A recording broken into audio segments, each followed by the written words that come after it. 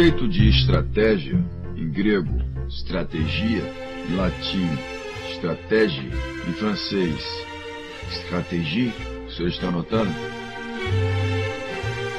Xadrez corporativo.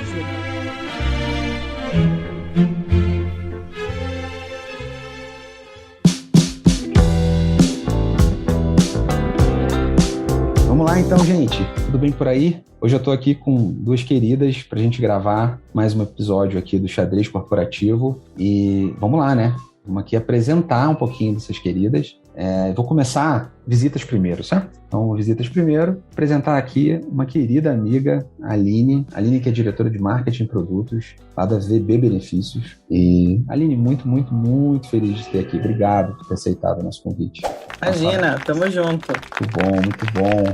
E junto comigo tem uma coisa inédita, gente. Vocês nunca ouviram aqui no Love the Problem essa pessoa, aqui no Xadrez Corporativo. Por acaso, ela é inédita mesmo. Ela não tinha vindo ainda. Mas, Andressa Chiara, nossa querida Andressa Chiara, Oi, que já é da pessoal. casa. Tudo bom? Muito feliz de estar aqui com vocês e também com a Aline, né? Muito, muito bom ter ela perto sempre. Obrigada pelo convite.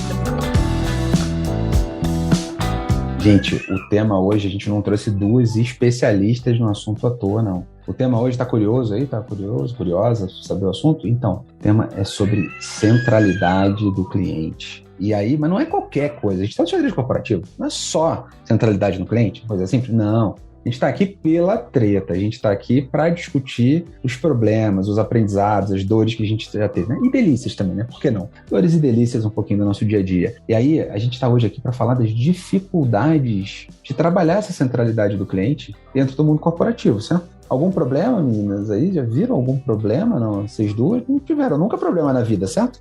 Imagina, a gente não sofre, isso, né? A gente não sofre com isso, né, Andressa? Eu nunca vi coisa parecida, né, nesse assunto, assim. E aí, para começar, né, já vamos começar aqui... Se eu fosse fazer uma votação, Aline, vamos lá, né? Dos vários temas aqui, dos vários temas que a gente tem sobre essas dificuldades, um que passa na sua cabeça, vamos lá, né? Vocês já viram aqui, gente? A gente tenta fazer de um jeito não muito ensaiado, a gente tem aqui alguns assuntos, a gente listou. E aí, Aline, que tipo de tretas aqui, começar contigo, que tipo de dificuldades, que assuntos vêm à sua mente quando a gente fala, cara, dificuldade de melhorar a centralidade do cliente dentro do ambiente corporativo? O que você já viveu por aí? Que tipo de experiência, dificuldade você já esbarrou? Olha, CFC, eu achei, quando você comentou a respeito desse tema, eu achei incrível, né, a oportunidade, porque eu acho que eu nunca passei por uma empresa que não tivesse isso como uma das suas principais dores em toda a minha carreira profissional. Olha, eu te confesso que uma das coisas que mais me vem à mente é a respeito da questão da meta de resultados de curto prazo, receita, margem na veia versus satisfação e experiência do cliente, né? Às vezes,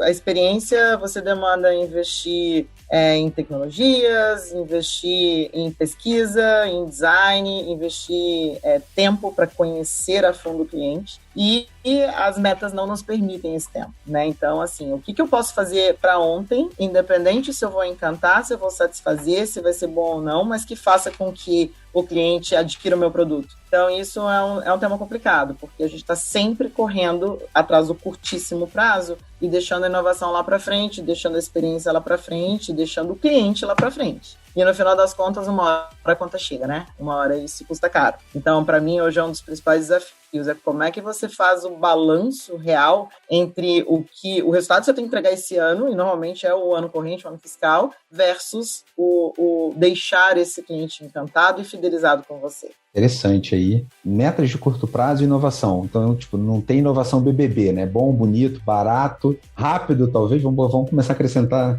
Tem dificuldade de equilibrar aqui. Andressa já viveu isso, Andressa? Só aconteceu com a Aline, eu acho, né? Não é isso? Não. Jamais eu teria tido essa experiência, imagina.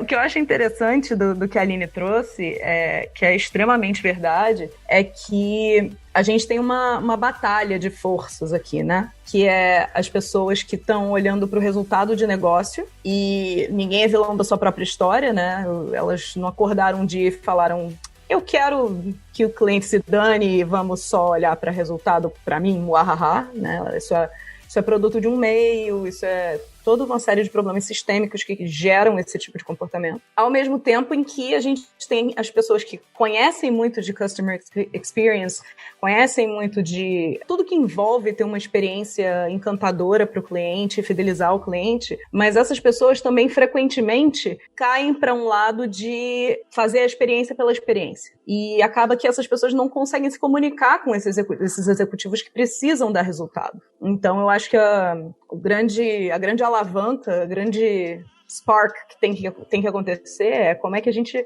faz com que essas duas pontas se falem, qual é a tradução simultânea que a gente vai fazer aqui, para que ambas as partes percebam que dá para ter objetivos em comum. E que objetivos são esses e como a gente metrifica isso. Como é que a gente metrifica a experiência do cliente, por exemplo?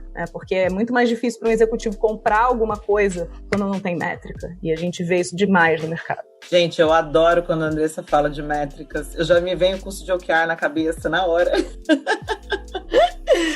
E você sabe que o efeito bem danoso disso que você está falando, Andressa, é a grande questão dos silos que você acabou girando, né? Porque quando as pessoas vão para caminhos muito diferentes, um não consegue conversar com o outro, além da falta de colaboração, que, né, é um dos principais problemas que a gente vivencia hoje em qualquer empresa hoje em dia, é também essa questão de um não conseguir ter empatia pelo lado do outro e as pessoas não conseguirem se conversar. E viram caos, a empresa vira um caos. Você não consegue mobilizar todo mundo para um propósito único, mobilizar todo mundo para chegar no mesmo resultado. Então, acho que isso acaba gerando mais silo do que qualquer outra coisa. A gente precisa aprender a quebrar isso de alguma forma, né? Essa questão de resultado, pessoas que só pensam em negócio e experiência a qualquer custo. Tem que ter um equilíbrio disso. É interessante, né? Porque vamos pegar de empresas, né, aqui, e frases que a gente ouve. Eu e a Andressa estamos no mundo da consultoria aqui, né? Então, vira e mexe, a gente esbarra com... Olha só, esse negócio de experiência do cliente, muito legal, mas a minha área de marketing, aproveitando aqui, né, Aline, uma das teus chapéus aqui, a minha área de marketing está vendo aí a jornada do cliente. Quando eles acabarem, a gente vê como é que faz a meta aí de equilibrar isso. Mas, por enquanto, a gente vai trabalhar para aumentar a receita mesmo. E, ó, por favor, não aumenta o churn, não. E a gente já começa, né, aquelas pisadas, aquelas coisas assim. Mas, ao mesmo tempo, faz diga aqui a empresa que você admira, certo? Nubank, faz aqui eu peguei a Nubank aqui como uma empresa de referência do setor financeiro, né? Faz a Amazon, pensar em varejo. Seja em 6 meses, por favor, e sem perder a meta, né? Como é que faz esse jogo, gente? Como é que equilibra isso? Andressa, por favor. Eu adorei que você citou a Amazon, porque eu acho que a Amazon é um excelente exemplo pra gente dar uma analisada. Se alguém aqui já entrou na página da Amazon e não chorou, eu tenho, né, tenho uma notícia pra você. Assim, a Amazon é o típico caso onde eles inovaram onde era crucial inovar. E o que não era uma dor para o cliente, a ponto de perderem esse cliente, eles deixaram do jeito que estava. Então, quando você entra na página da Amazon, 35 milhões de menus, um inferno, você fica procurando as coisas, é um caos. É um caos. Mas, se você quiser comprar uma coisa com um clique, é muito fácil. Então, assim, esse é um dos melhores exemplos que eu conheço de que, para você ser inovador, você não precisa ter uma experiência brilhante de ponta a ponta. Você precisa entender quais são os pontos cruciais de dor da jornada do cliente que vão fazer a diferença para ele entender que você entrega o maior valor. O que é interessante desse processo é que, quando a gente fala de cliente, uma das coisas mais importantes para a gente falar de fidelização, hoje em dia, inclusive, mais do que já foi, é o esforço cognitivo. E aí já entramos na primeira métrica clara de experiência do nosso cliente, que é o seguinte: quanto tempo eu levo para resolver um problema? Quanto tempo eu levo para fazer uma compra? Quanto tempo de vida eu desperdício, eu gasto tentando chegar no final de uma tarefa? E o nível de fricção, ele pode ser medido, ele deve ser medido. E ele deve ser medido justamente nas etapas do processo, onde é crucial para que esse cliente entenda que o propósito que ele teve ao escolher você, ao tentar entrar no seu site,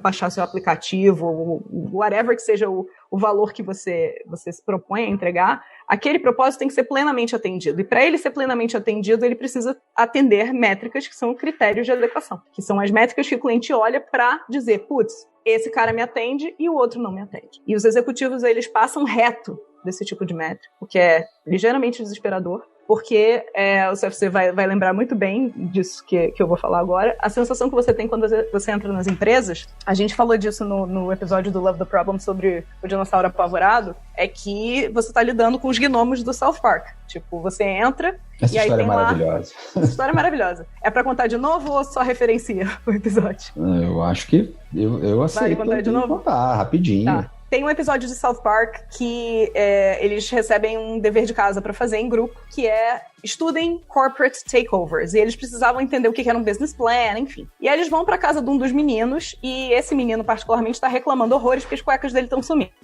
E ele diz que são os gnomos da cueca que somem com as cuecas. E aí todo mundo ri da cara dele, ninguém leva ele a sério, até que eles veem os gnomos indo com a cueca embora. E aí eles perseguem os gnomos, entram numa caverna, acham os gnomos, uma pilha gigante, milhares de cuecas, e aí eles perguntam o que diabos os gnomos estão fazendo. E aí o primeiro gnomo explica, nós estamos coletando cuecas porque essa é a primeira fase do nosso business plan.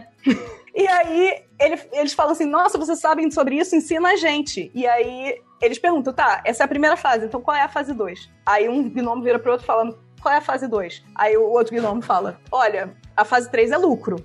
Tá, mas qual é a fase 2? Fulano, qual é a fase 2? E aí eles baixam literalmente um projetor, onde eles projetam um PPT que diz assim, fase 1, coletar cuecas. Fase 2, ponto de interrogação. Fase 3, lucro. Então, quando você fala com os executivos e pergunta qual é a sua estratégia, eu tenho a sensação, muitas vezes, a maioria das empresas que a gente entra, que a gente está falando com os gnomos da cueca, porque você entra empresa após empresa e você pergunta qual é a sua estratégia, a resposta é reduzir o custo, aumentar o lucro. Reduzir o custo, aumentar a receita. E, cara, isso não é estratégia, isso é um resultado de uma estratégia, né?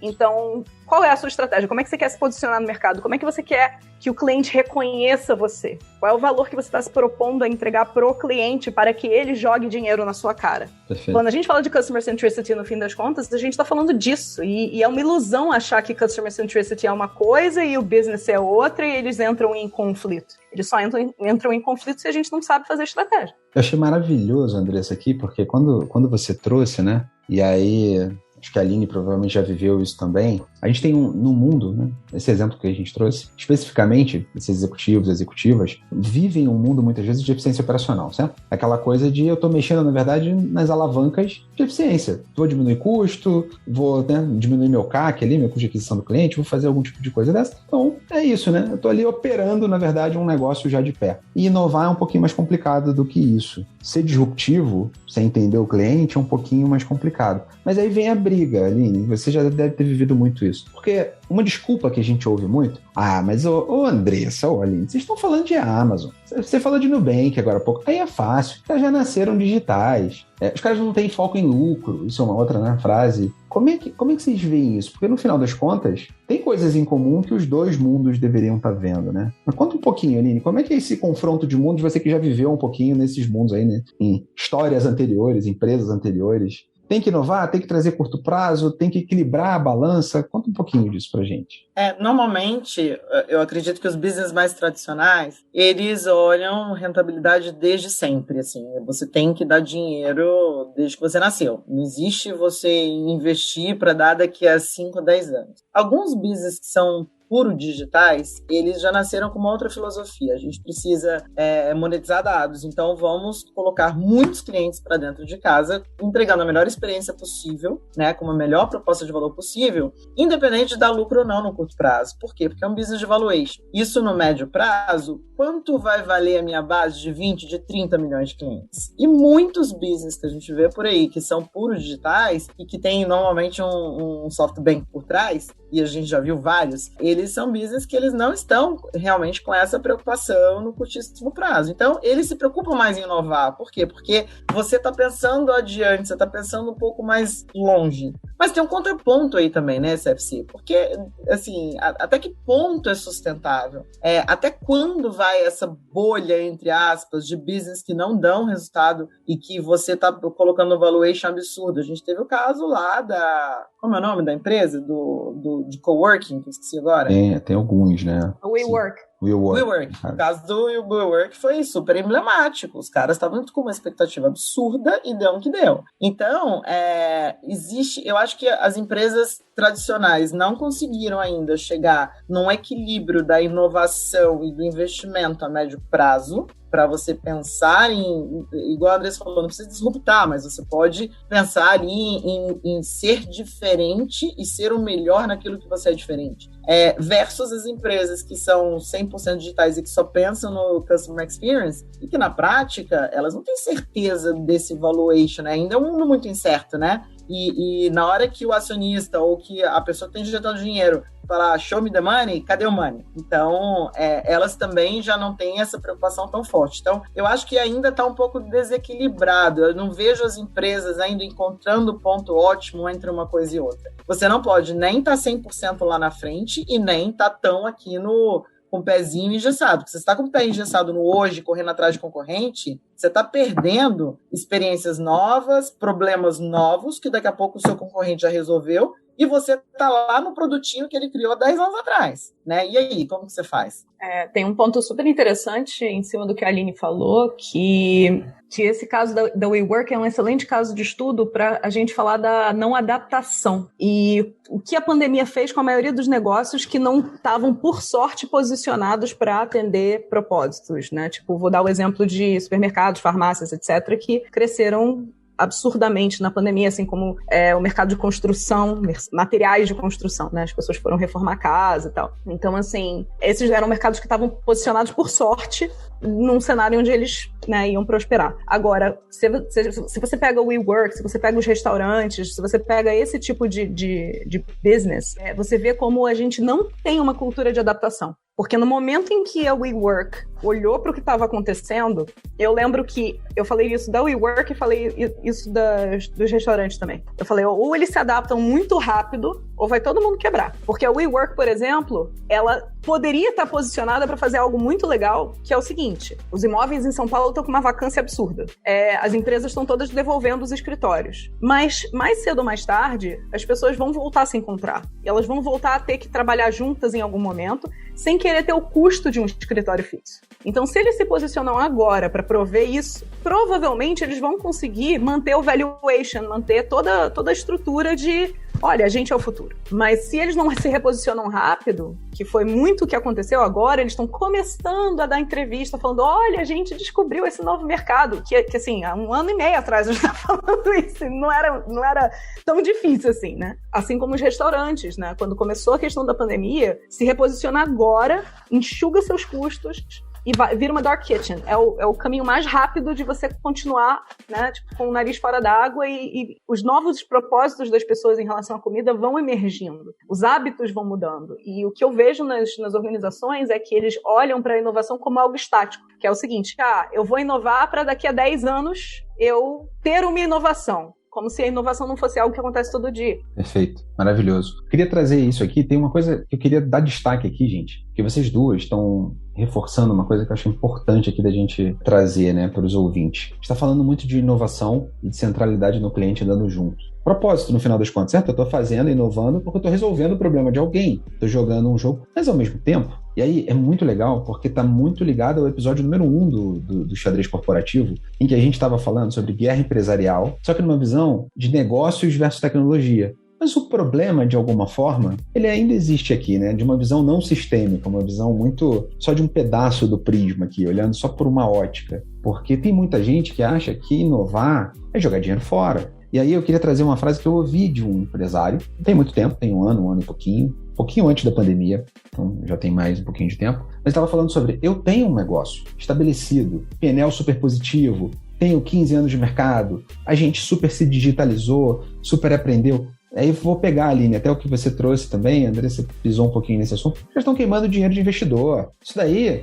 enquanto eles tiverem isso, tudo bem. Daqui a pouco esse investidor morre. Esse é um jogo muito complicado, certo? Porque a gente tenta, usando paradigmas de que deu certo até hoje, né? Uma lógica meio eu nasci assim, eu cresci assim, então não precisa inovar tanto assim, não precisa ser tão radical. E ele está queimando dinheiro, eu continuo tendo lucro. Mas o lucro já não é mais o mesmo, certo? A gente pode ver todo o mercado bancário, que foi bastante afetado pelas inovações das fintechs. A gente está vendo isso no varejo acontecendo agora. Então, grandes redes varejistas começando a se preocupar com os mercados livres, com a própria Amazon, que a gente falou agora há pouco, e assim vai. Então, a diferença que um cliente está dando. Então, Andressa, você comentou mais cedo, aí eu vou abrir aqui os bastidores um pouquinho, a gente, né, fez um pouquinho de papo antes. Andressa comentou uma coisa interessante. Essa visão de já tem um negócio de pé, curto prazo, versus a visão de que você está rasgando o dinheiro do investidor. Mas tem uma coisa que acaba acontecendo, certo? Apesar de eu ter um negócio de pé, talvez não seja hoje. Fala um pouquinho mais pra gente, Andressa, do que você trouxe, porque eu acho que é interessante trazer para os ouvintes. Falando dos tipos de jogos?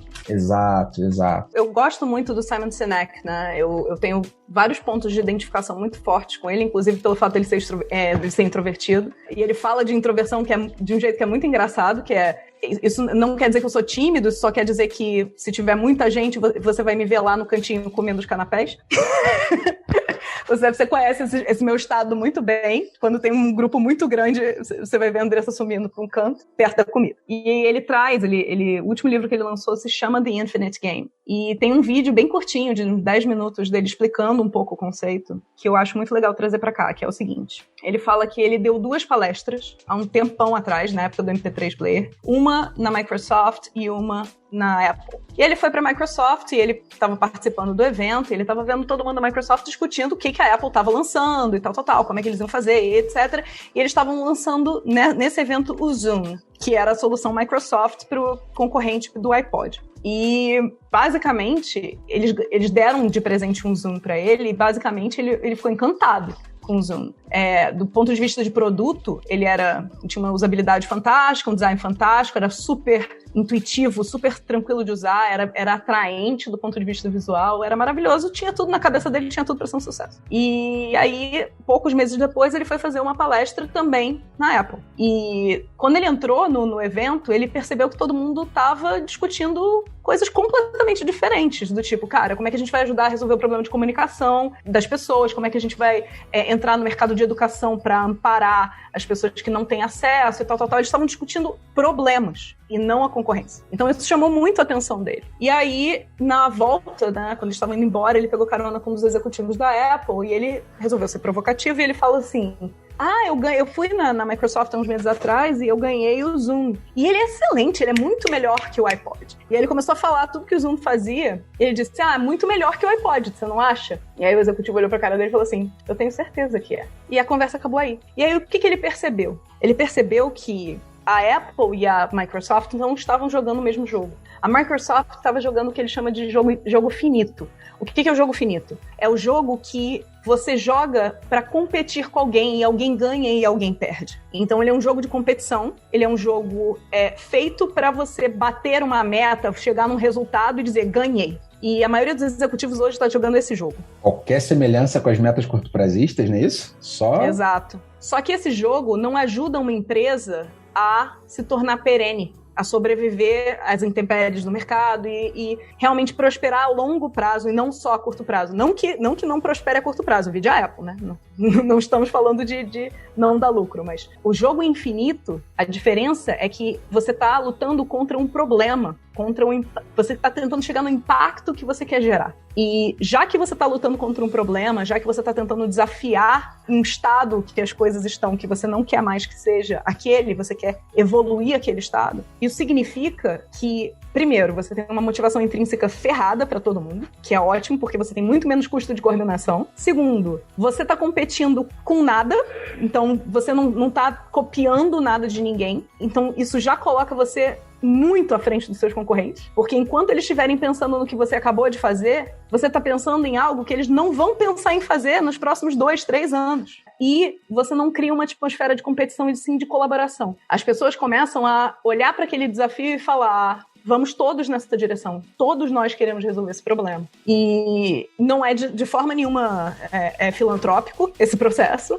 né? Mas ao mesmo tempo é um processo onde você tem uma clareza de que a inovação ela não é uma coisa fluffy. Eu não estou inovando só para ser diferente. Eu não estou disruptando por disruptar. Eu estou resolvendo o problema e se eu tiver que criar alguma coisa nova, ok. Mas se eu não tiver, tudo bem também. E eu acho que esse que é o ponto crucial, que as organizações hoje em dia que não entendem isso, elas vão sempre ser followers. E é aquele negócio, se você está entrando no mercado para competir com sua concorrência, para fazer a mesma coisa que ele já faz, é aquilo que a gente fala no treinamento de Fit for Purpose. Você já está entrando atrasado e você vai estar sempre devendo. Só um parênteses que você foi falando, eu fui lembrando de alguns episódios da minha vida, né, regressa sobre nas empresas que eu trabalhei. Eu trabalhei muitos anos em empresas de telecom. E era incrível como ali no começo dos anos 2000 e pouco, mais ou menos, sei lá, 2005, por aí, a grande preocupação era a vinda da móvel, telefonia móvel, né? Meu Deus, vai acabar com a fixa, mas a fixa é a vaca leiteira, não posso parar de mexer com a fixa, eu tenho que continuar investindo na fixa. Investindo e cabeando, telefonia fixa. Vocês conhecem hoje alguém que tem telefone fixo em casa?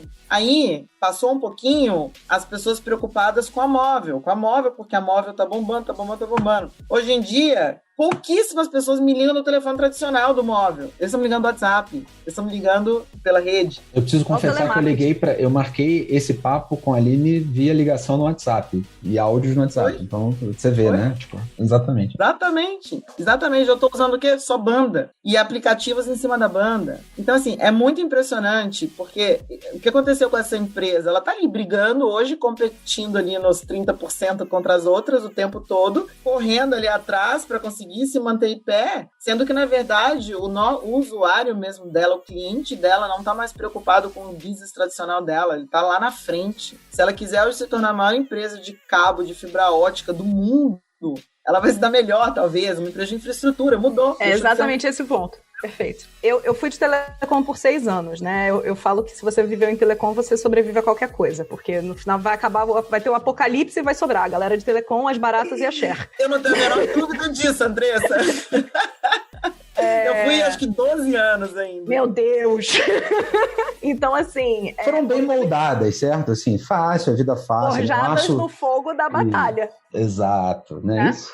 E eu acho que, assim, o mercado de telecom é um excelente exemplo de comoditização. Porque você olha para o mercado telecom brasileiro hoje e você fala, tem alguma empresa que você olha e fale, nossa, que experiência fantástica e fideliza o cliente? Não, cara. Aquele cheirinho. Passou um cheirinho de oportunidade bom agora no ar, né? Quem tá ouvindo aí agora. Cheirinho não foi você que tá ouvindo na academia, não, gente. Foi oportunidade mesmo, tá? Só piadas à parte, então, de piada ruim eu sou bom. Se a gente vê, por exemplo, o exemplo do Nubank, né? O Nubank, ele entrou num mercado extremamente comoditizado, extremamente já batido. O que ele fez não foi mortalmente inovador, tipo, criei uma nova forma de você lidar com a sua vida financeira. Não. Ele pegou um modelo de produtos que já existia e o que ele fez simplesmente foi entregar o que os outros não entregavam, os propósitos que os outros não entregavam. E a gente fala muito da experiência no Nubank, mas não é só a experiência no Nubank, é a história das métricas por trás. Quanto tempo você perde falando com atendimento, qual é o nível de esforço que você tem que fazer, quantas interações você tem que ter para resolver um problema,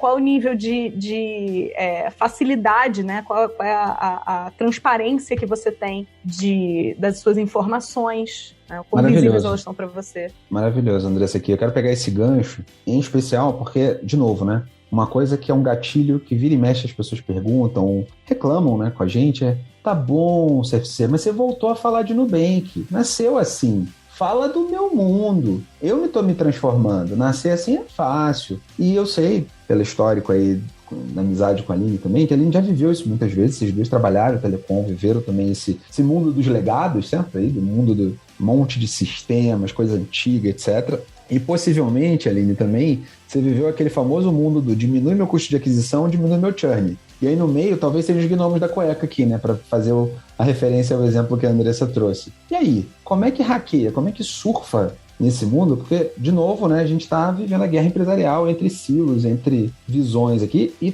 talvez alguém pense no cliente. Mas isso é coisa da diretora de marketing, da diretoria de marketing, etc. Não é isso, ali? Como é que você está surfando aí nas experiências, sucessos, insucessos? O que tem funcionado e que principais barreiras você tem esbarrado aí? Olha, CFC, eu vou sempre dizer, eu tento fugir disso, mas eu não consigo. Eu juro que eu tento, mas eu não consigo. As minhas principais batalhas são com relação à cultura das pessoas e das empresas. É muito difícil mudar a cabeça das pessoas. Se elas tivessem um pouco mais de empatia para tentar entender o real problema umas das outras e vamos junto, vamos colaborar junto, vamos pensar junto, talvez quebrasse um pouco desse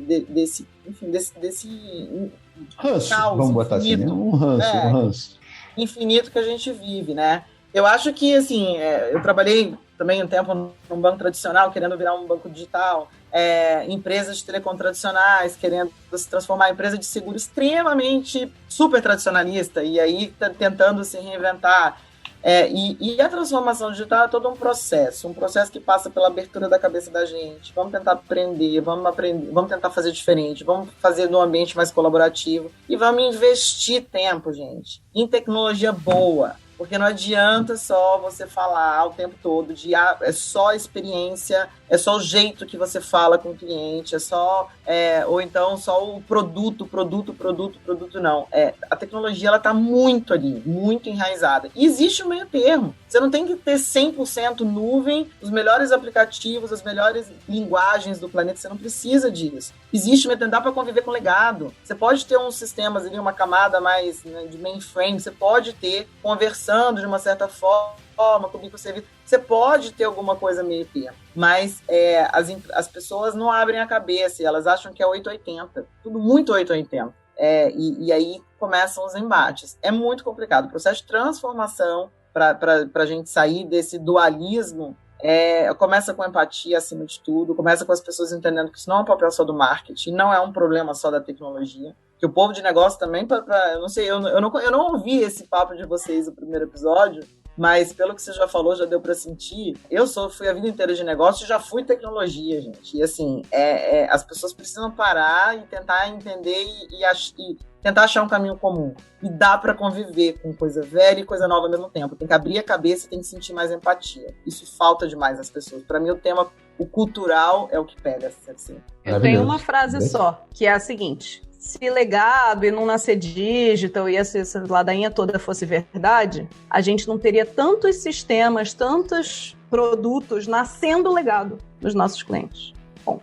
É isso. E não é sobre a ferramenta que a gente vai usar, né? De vez em quando mexe, a gente esbarra. É projeto ou é produto? Não, tem umas soluções mágicas, né? Então agora você não toca mais projeto, tudo é produto. Mas o produto que não pensa no cliente não adianta nada, certo? Porque vai morrer, vai nascer legado. E também tem uma coisa muito interessante, né? Tem um tema que eu gosto, tem uma gestão por conflito, não é gestão de conflito, é gestão por conflito. Já que você trouxe o cultural, Aline, aqui, o que é gestão por conflito, né? No outro dia eu ouvi uma frase de um executivo maravilhosa. Acho que tem um livro corporativo, né? É tipo um dicionário, assim, de frases executivas secretas, que quando você vira executivo na vida, você deve ganhar. Executivo, você ganha acesso a determinadas frases. Que foi o seguinte, CFC, carroça apertada é que chia. Tem que fazer a galera tritar, porque atrito é bom, né? A gente falou disso até algum episódio atrás também, sobre esse atrito entre as pessoas, que vai deixar todo mundo atento, e aí essas coisas vão vivendo, né? Então, bota a galera de CX para criar métrica, né, de Customer Experience, de experiência do cliente, para criar as métricas,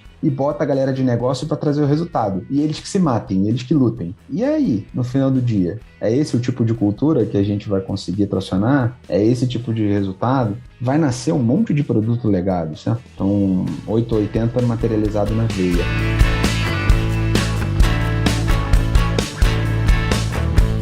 E aí, assim, Aline, aproveitando um pouco aquilo que você trouxe, Andressa também, por favor, quem vocês duas quiser trazer, mas tudo é muito desconhecido, certo? Tem mudança de cultura, já que você trouxe aqui, Aline, muito desconhecido, dá um medo desgraçado da gente, trabalhar num modelo de eficiência operacional que a gente foi forjado nesse molde é uma coisa, mas trabalhar orientado a propósito, ouvindo feedback, significa que de vez em quando eu vou botar coisa errada no ar, certo? Errada no sentido de, eu botei, mas não é bem isso, tem que pivotar, tem que trocar. Vocês têm exemplos, experiências aí que vocês estão vivendo nas histórias pregressas de vocês? Independente de agilidade, independente de transformação digital. Eu gosto de trazer isso por quê? Porque não necessariamente nasceu agora, certo? Ser focado no cliente, muita gente fala sobre Disney, por exemplo. A Disney é uma experiência focada no cliente muito antes do digital existir, certo? A gente que até brinca, que a Disney ela é boa, ela é tão boa a experiência do cliente que ela virou boa em criar uma experiência fantástica de brinquedos, de diversão, entretenimento, em gerenciar fila. Se ela não gerencia a fila, ela não vai criar uma boa experiência de diversão, certo? De entretenimento. Tem outros exemplos que vocês curtem, assim, que vocês já viveram no dia a dia, mesmo no mundo tradicional, pra gente cortar um pouquinho as bengalas, certo? Porque senão fica aquela coisa do só se...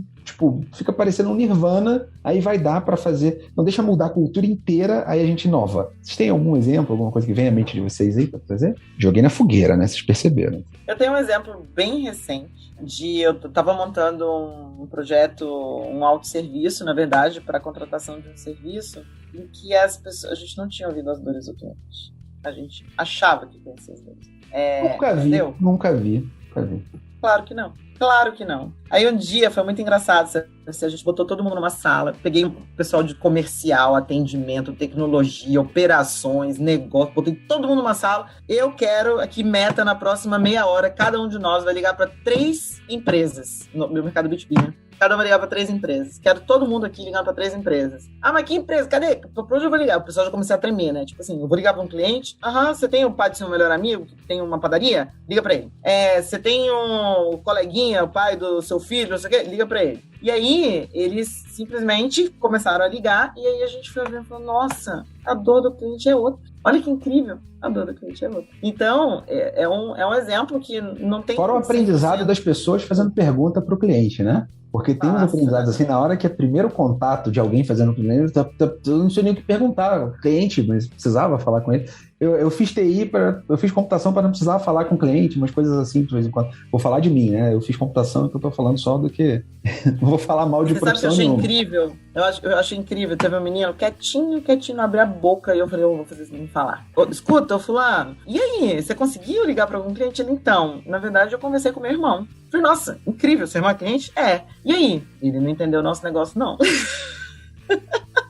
Eu falei, gente, que feedback incrível. Você, enquanto dev que você é, você pensou nisso em algum momento, que alguém poderia não estar entendendo o que você está fazendo? Não, vocês me pediam uma coisa, eu fazia. Então, assim, gente, é cultural. Todo mundo conversa, pensa com o cliente. Não é fazer pesquisa ultra elaborada, não. É conversar num botequinho da esquina, sabe? Conversa com o cliente, entende um pouco a dor dele. Que, aliás, já é um pouco do 8 a 80, né? Que a gente estava falando. É melhor ter a melhor jornada do cliente, a melhor conversa, o melhor mapeamento, ou começar? Aqui, que o feito hoje é melhor do que perfeito um dia, né? Essa é uma frase de uma autora que eu adoro, Sheryl Sandberg, baita referência, CEO, executiva incrível do Facebook, que fala, feito hoje é melhor do que perfeito um dia, certo? Vou ficar esperando a perfeição do mapa de tudo que o cliente quer? Pô, boa sorte, talvez eu entre em falência antes. E, Andressa, você tem uma história boa também sobre isso, né? Que você falou aí. Eu tenho. E é de um cliente que eu não vou falar o nome, mas é do meu coração. Inclusive, se eles estiverem ouvindo, eu amo vocês. E essa é a prova que eu amo vocês, porque eu estou falando em público que eu amo vocês. É um cliente que é um escritório de advocacia. E, assim, é uma empresa, por premissa, até pelo mercado que eles ocupam e o espaço no mercado que eles ocupam, bem tradicional, certo? E não é digital. E muito bem sucedida, né? Também acho que é bom dizer. E muito bem sucedida e tal. E eles chamaram a gente para começar a trabalhar um processo mais voltado para inovação, mais voltado para quais são os próximos passos e tal. E um dos movimentos que a gente fez, além de desenhar uma estratégia, sentar com eles e entender realmente qual era o jogo mais próximo do jogo infinito, né? Que a gente queria jogar e quais eram as métricas de resultado disso e tal. Mas teve um momento muito glorioso que era o seguinte: existia uma crença de que a operação deles, eles tinham o hábito de atender demandas do cliente que oneravam muito, muito, muito a operação. E eram demandas, assim, bem...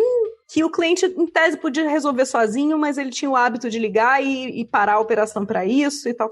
E aí a gente falou, cara, vamos testar uma hipótese? Será que esse cliente realmente precisa disso ou ele só está acostumado? E se ele realmente precisa disso e vê valor nisso, será que não faz sentido ele pagar por isso? E aí, obviamente, a primeira reação foi, o cliente vai cancelar e vai sair e vai não sei o quê.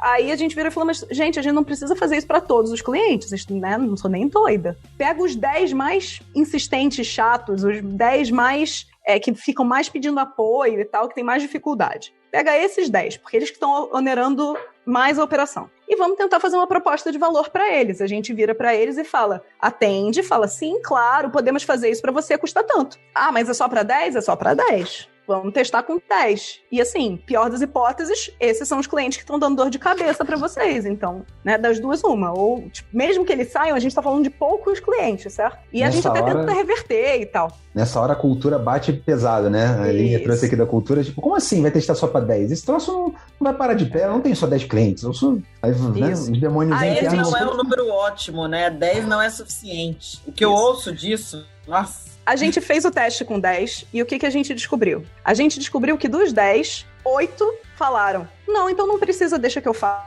espaço, mas também não saíram, certo? Continuaram pedindo serviços normalmente, continuaram felizes com a atuação e tal, porque aquilo provavelmente não era um critério de adequação para eles, não era um diferenciador para eles virarem e falar, não, se não for por isso, eu também não fico. E os 2 que falaram que realmente precisavam do serviço, toparam pagar. Então, assim, a gente teve uma taxa de conversão de 20% naquela amostragem pequenininha, ou seja, mais receita, e a gente separou o joio do trigo de quais eram os clientes que realmente precisavam disso e os quais não. E aí a gente pode ter uma experiência fantástica para aqueles 2, porque eu não tô mais com a operação sufocada. Então, quando a gente fala de experiência do cliente, a gente tá falando disso, é extremamente business. E aí, só nesse tipo de movimento, eles tinham 170 itens de backlog, que tinham que ser construídos em tecnologia, né? E aí a gente fez uma conta dada a velocidade do time, dado o tamanho dos itens, dado o tempo médio que cada item estava levando para ser executado e tal, quanto ia custar. E a gente chegou à conclusão que ia custar 5,4 milhões se eles fossem desenvolver os 170 itens.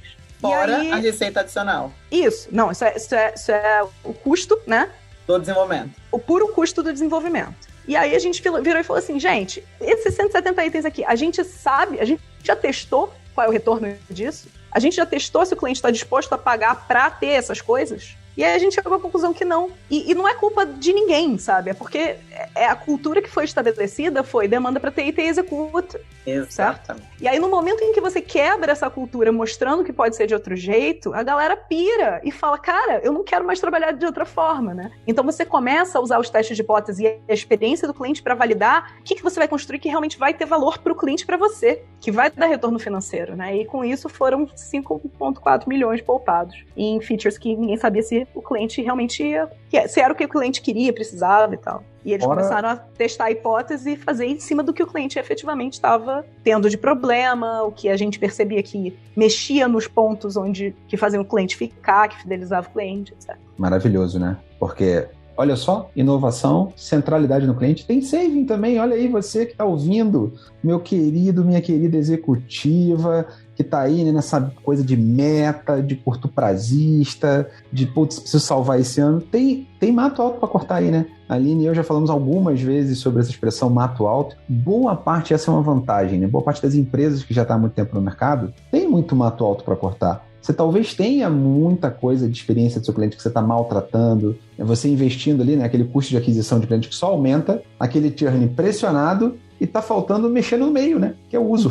Por que não mexer, atender melhor meu cliente? Pode ser que eu me torne melhor aqui, mantenha esse cliente, torne essa operação até mais barata, digamos assim, no dia a dia. E aqui, gente, a gente está se encaminhando para o final, mas já que a gente está no xadrez corporativo, né? Queria fazer uma analogia aqui de alguns bons movimentos. Vocês já trouxeram alguns, né? A Andressa agora mesmo estava falando um pouquinho sobre, cara, vamos testar mais curto. Vamos começar a quebrar um pouco esse medo dos grandes lotes de teste ou de testar para todo mundo. A Aline já trouxe um pouquinho. Cara, não precisa ter medo do desconhecido. Não é 880, não vai virar tudo. Aqui são bem alguns movimentos aqui do nosso xadrez corporativo. Mas eu queria ouvir também alguns outros movimentos de vocês, principalmente, né, para os nossos ouvintes aí, que estão com aspirações, estão aí hoje em cargos, começando a tocar mais no estratégico, certo? Começando a ver, e estão em contato direto com essa cultura, Aline, que você tocou, né? Assim, que outros bons movimentos vocês sugerem para essas pessoas, além de fatiar, né, digamos assim, de testar mais curtinho, de evitar esses 8 ou 80 das áreas? Que outros movimentos a gente poderia trazer aqui, bons movimentos para a carreira das pessoas, no fundo, né, para experimentarem? Olha, ouvir o cliente não é um papel de marketing. Ouvir o cliente é um papel da empresa, Glória. De qualquer funcionário. Centralidade no cliente passa por um processo de empatia. Você está resolvendo um problema para ele, você trabalha para ele é o cerne de toda a questão, né? Então, assim, não é porque você está em operações, não é precisa de logística ou de, sei lá, do financeiro, você não pode ouvir o cliente e aportar valor de alguma forma. Então, eu acho que esse é um dos maiores aprendizados, assim, da minha vida no mundo do marketing, vamos ouvir mais, falar menos e ouvir mais. Dar 10 passos para trás para ouvir melhor e testando picadinho antes de sair achando que você precisa entregar uma Ferrari, sabe? A gente não precisa, às vezes eles colocam. Ao ver o exemplo do patinete, já resolve o problema da locomoção. Você não precisa da Ferrari. Esse eu acho que é um dos principais. Vamos abrir um pouquinho a cabeça para ter mais empatia pelas pessoas internas, por quem é resistente à mudança, por quem não entende esse tema de inovação, porque sempre teve a cabeça no curto prazo, porque aprendeu a ser assim. Então tem que abrir um pouquinho a cabeça, ter empatia pelas outras áreas e colaborar junto para pensar o que a gente consegue fazer diferente no meio do caminho, mas que atinja esse objetivo de ter o cliente no centro e o resultado ser uma consequência. As coisas que eu acho que são mais importantes. Assim. O exemplo maravilhoso, né, do teu dev lá, super tímido, super introvertido e tal, mas que, insights poderosíssimos. By the way, o feedback do irmão dele foi um dos que eu mais gostei. Eu falei, mas por que você não entendeu? Ele me falou exatamente o que ele não entendeu da proposta de valor. E eu falei, olha que incrível, nenhum cliente falou da forma como ele falou, de uma forma tão clara pra gente entender, aquele ponto que pra gente tava super... Quem não entendeu isso aqui, né? Uma tabelinha ali, compara o A com B, como que não entendeu? O que é isso? Vocês vão cobrar por isso aqui? Isso aqui é dado? Isso aqui faz parte? Isso aqui é todo mês? Isso aqui é só na entrada? Isso é uma promoção? Não dá pra entender nada disso aqui. Foi incrível. É aquele soquinho no estômago gostoso que nenhum PPT numa sala executiva te diria, né? Que coisa maravilhosa. Muito bom, muito bom. E aí, Andy? Uma coisa que eu amei, o que a Andressa falou, CFC, desculpa te interromper. Claro, eu? Métrica. Como as empresas carecem de métrica. Que desespero que me dá. Não, porque tal coisa tá ruim. Tá ruim quanto? Quão ruim tá? Porque tem muito cliente ligando. Outro dia cheguei à área comercial. Porque todo mundo tá pedindo produto. Vamos lá, eu só vou mexer neste produto se você me quantificar essa demanda. Pergunta se vem. Não vem. Porque é 1 ou 2 que chamou a atenção e gritou, meu Deus, o planeta. Gente, métrica. Vamos começar a quantificar as coisas. A gente precisa priorizar, a demanda é infinita, o recurso é escasso e o tempo menor ainda. Se a gente não tiver métrica que direcione, você não chega a lugar nenhum. E aqui, né, essa parte de métrica para passar para a Andressa aqui, mas a gente só importante, né, porque acho que todos nós já reclamamos do nosso chefe, da nossa chefe alguma vez na vida, certo? Métrica é uma excelente alavanca para a gente não precisar reclamar e conseguir mudar o sistema de trabalho, certo? Por quê? Porque aí eu vou sair do eu acho que é a velha briga, né? Quem acha mais é quem tem mais crachá, né? Então vamos desmontar um pouco esse sistema. E mais, essa é uma ficha importante que eu acho que tem que cair também para todos nós. O uso de métrica também faz a gente ser menos bengala, certo? Porque o natural não é só que a gente reclame do nosso chefe, da nossa chefe. É que as pessoas que respondem pra gente de alguma forma, e aí principalmente quem tá no papel de liderança, gente, fica ligado. Porque na falta de métrica, você vai ser o culpado ou a culpada, né? Porque você vai ser acusado de que eu não tô metrificando nada, então eu digo que eu acho que as pessoas vão esperar a Aline, a Andressa, o CFC falar para poder fazer algum movimento, certo? Porque a gente também vai ser, de alguma forma, o resolvedor, o salvador da pátria do dia, né? Salvadora da pátria do dia. Então, usar a ficha é sempre importante e difícil, né? Porque dói a gente ser também o herói do dia, né? O hipopótamo da sala. Quem já não ouviu ainda nos episódios anteriores aqui do Love the Problem, a gente já falou um pouquinho sobre o hipopótamo corporativo. Cenas aí, a gente bota o link depois aqui para vocês. Mas aí, Andy, pra gente fechar aqui, o que você tem de bons movimentos ainda que a gente ainda não falou? Tem algum? Falamos todos. Diz pra Aline, gente. Adivinhou o que eu ia falar? Eu ia falar que se você puder escolher um exercício e apenas um para fazer, pega todas as suas métricas que você usa para acompanhar o business hoje e classifique elas usando os tipos de métrica do Fit for Purpose. E aí você receba, né, tipo, o tapa na cara, que eu aposto R$10 aqui, que você vai descobrir que se você tiver alguns KPIs, né, algumas métricas que importam para o cliente escolher você e não seu concorrente, você já tá na sorte. A maioria das empresas não tem nenhum KPI. A maioria dos executivos, você pergunta quais são as métricas que o cliente usa para escolher você. Aí a resposta é, mas ele não usa métrica.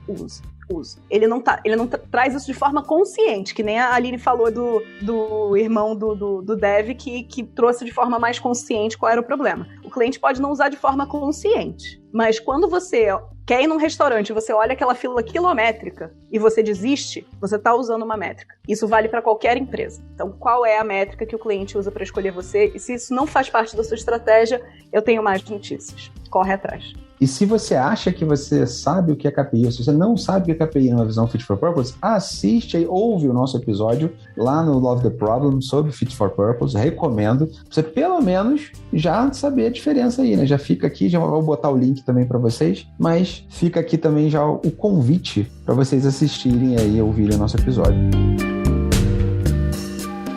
E aí eu queria agradecer, gente, muito, muito, muito obrigado, Aline, pelo seu tempo, pela sua agenda aqui para gravar com a gente. Espero que não tenha sido a última, que a gente volte. Andy, não preciso nem falar, né, Andressa? Muito obrigado por ter vindo. Adorei o bate-papo aqui. Passou voando, eu não tinha ideia que já era essa hora. Eu olhei agora e passou muito rápido. Um prazer enorme. Fiquem à vontade aí para mandar um beijo. Muitíssimo obrigada, Andressa, CFC. Nossa, vocês moram no coração, vocês estão cansados de saber, né? Sou apaixonada pela empresa, pelo propósito, pela ajuda, pela amizade e achei incrível. Vocês podem me convidar sempre, estou à disposição. Obrigada, Aline. É sempre um prazer estar com você. Idem CFC.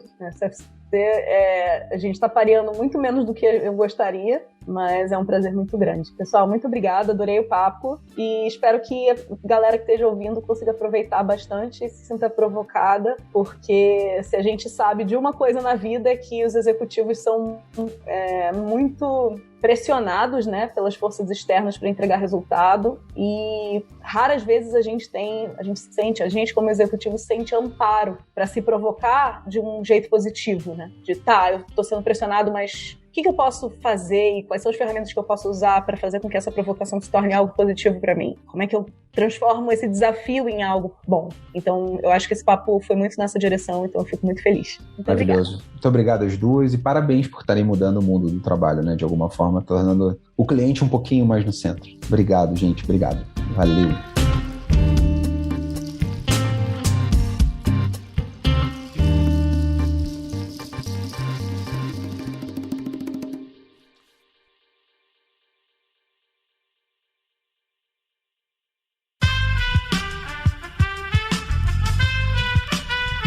Esse podcast foi editado por Aerolitos Edição Inteligente.